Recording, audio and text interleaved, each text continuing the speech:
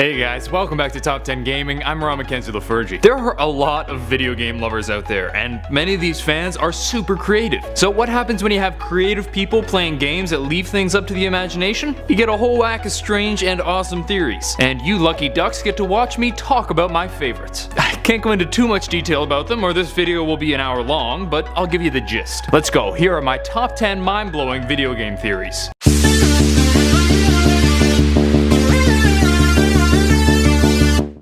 Number 10. Skyrim and Fallout are the same world. As you've likely gathered from the title, this theory states that Skyrim and Fallout actually take place in the same world, just at different times. As a lover of both games, I would love for this to be true, but I must admit the evidence is a bit shaky. It mainly points to the fact that a plant found in a Brotherhood of Steel research facility greatly resembles the famous Nirnroot plant from Skyrim. It does look similar and has similar characteristics and is even called NRT. This sounds really cool, but to me it sounds more like a little Easter egg the developers wanted to throw in rather than an actual clue that they're the same world. Cool idea though, I hope it's right. Number 9. Lavender Town killed kids. This is one theory that goes more into a myth category, but it's too weird to not bring up. When Pokemon Red and Green were released in Japan, the song in Lavender Town was pretty terrifying.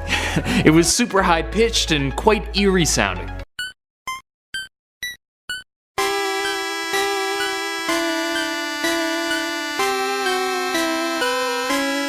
But soon after the game's release, a number of children began reporting nausea and migraines, and there was even an increase in suicide, all of which was pinned on the Lavender Town music. They lowered the pitch of the music for the world release to avoid these problems, but that's not what happened. The music didn't cause these things. I'm 99% sure it was a coincidence, and the other 1% of me thinks Voldemort did it.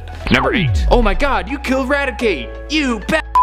This is one of the less believable theories, but it's a pretty intriguing story. It claims that when you defeat your rival on the SS Anne in Pokemon Red and Blue and beat his Raticate, you're actually killing it. The theory points to the fact that the next time you fight your rival is in the Pokemon Tower where people pay respects to their dead Pokemon, and Raticate isn't in your rival's party and he never returns. Personally, I just think you realize that Raticate is crap, but hey, to each their own. Number 7. The Madden Curse. This one is less of a fan theory, more of a superstition, but it's still pretty crazy, and it's really strange how consistent it is. The idea behind this is that players who are featured on the cover of a Madden game go on to have significant misfortune. This goes as far back as Garrison Hurst in '99, who broke his ankle the next season and didn't play again until 2001. But it didn't stop there. Pretty much every other year since has been plagued with injury and bad luck for the poor sap on the cover of the game. However, one explanation that holds a lot of water is that this is just regression to the mean.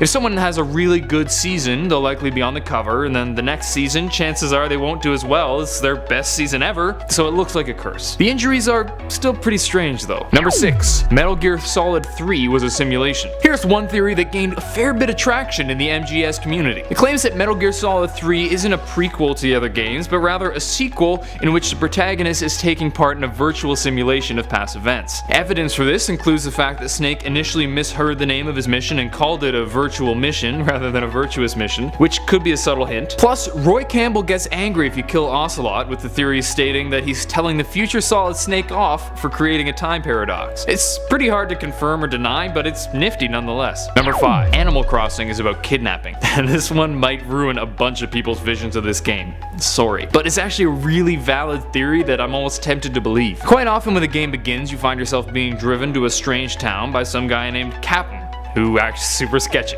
Probably the biggest indicator that this theory is true is Captain's name, as it's based on Kappa, a Japanese mythological creature that kidnaps children. Then you're stuck in this town, basically forced into indentured servitude to pay for the house you didn't ask for. It's all pretty crazy. Did you just join a cult? Number 4. Donkey Kong Country is anti-American propaganda. This one actually holds a lot of water. I almost fully believe it. The theory claims that Donkey Kong Country is about the Banana Wars, where the US essentially stole a whole whack of bananas from various Caribbean countries. Obviously, the prevalence of bananas in the game points to that, although that could easily be explained by the fact that the game is, about apes and monkeys. But there are still more clues, like the crocodiles dressed in clear US military outfits, and later in the game you're confronted with a bunch of oil fields and even a boss that's a big oil drum. I'm not convinced that the purpose of the game was propaganda, but the anti-American sentiment is definitely there. Number 3. The indoctrination theory. This is an incredibly popular theory amongst Mass Effect fans that states that the final battle in Mass Effect 3 is actually an illustration of Shepard's mental struggle against indoctrination. There are a number of evidences used to support this claim, like his eye color after his choice and the colors of the moral choices themselves after the battle, as well as the infamous breath scene following the destroy option. It's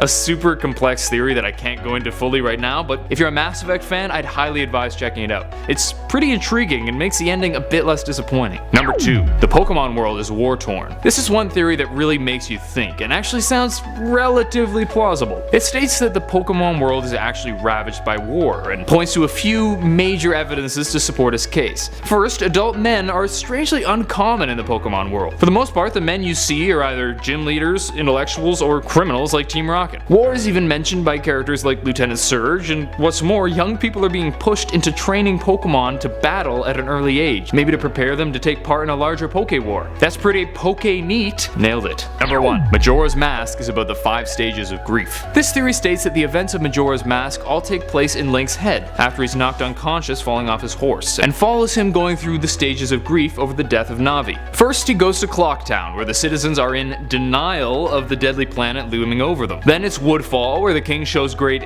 anger towards an innocent monkey. Next is Snowhead, where Darmani is bargaining to save his life. Then at Great Bay, Link meets Lulu, who is showing depression at having lost her eggs. Finally, in Ikana Canyon, Link fights 4 versions of himself, each supposedly representing the previous 4 stages, and receives the light arrows, which represents acceptance, the final stage of grief. Mind blown. That's it for today. Hope you guys found this interesting, and if you enjoyed, please do us a big favor and like and subscribe down below so we can keep bringing you videos. Let me know in the comments which of these theories you think is the most credible. Until next time, I'm Ron McKenzie LaFergie with Top 10 Gaming. Later, gamers.